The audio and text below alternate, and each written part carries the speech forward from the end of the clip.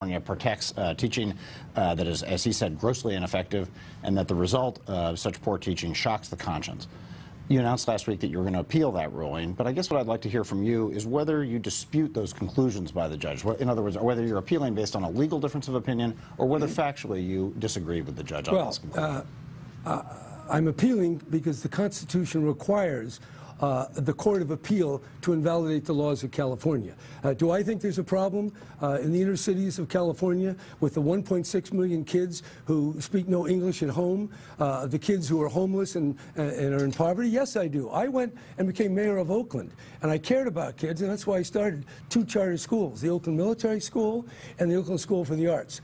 At the Oakland Military School, we had 10% of the kids that were homeless. Most of the parents were just single. They weren't married. They didn't have 2 people in the household. Many of them had very uncertain jobs. There was gunfire in the streets. So these kids were under a lot of stress. That school's been going for 12 years, and I can tell you, I appreciate the challenges. And those challenges are good teachers, but it's decent money and it's accountability. And California has now adopted, in the last 2 years, a revolutionary educational reform that puts more money into those classrooms where the challenges are toughest. Foster care kids, poor kids, and kids that don't speak English. With Proposition 30 and the local control formula that puts more of the money where it's needed, California is acting where we need it most. And as far as bad teachers, they have no place in the classroom. That's why I signed AB 215. If it's not enough, we'll do further next time.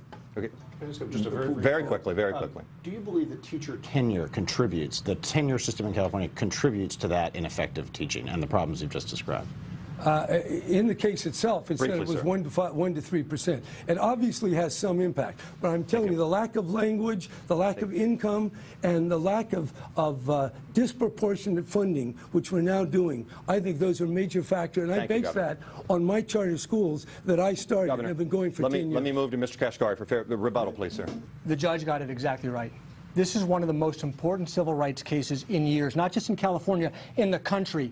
9 kids sued Governor Brown and said that their civil rights, as guaranteed by the California Constitution, are being violated by our failing schools. You had a choice between fighting for the civil rights of poor kids and fighting for the union bosses who funded your campaigns. You sided with the union bosses. You should be ashamed of yourself, Governor. I'm going to fight for the kids. I'm going to fight for the kids. I want you to know that. That makes no sense at all. That is so false. It's absolutely true, Governor. No, it's absolutely true. It's absolutely true. Gentlemen, I don't think we're going to disagree. I don't think we're going to agree on this issue tonight. I don't think we will. The points are well said, Governor. We need to move on. We need to move on. I appreciate it. You can address it maybe in your